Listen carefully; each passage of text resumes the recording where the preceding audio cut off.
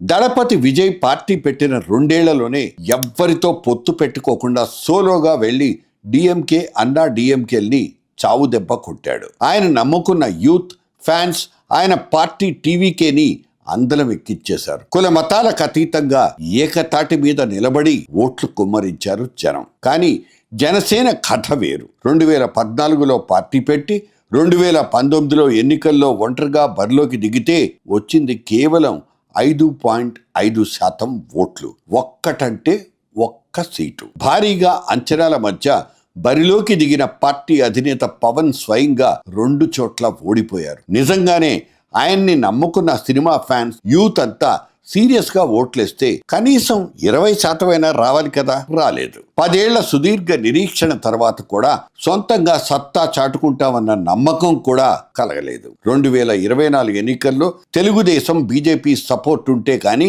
21 assembly సీట్లు, deputy CM post దక్కలేదు.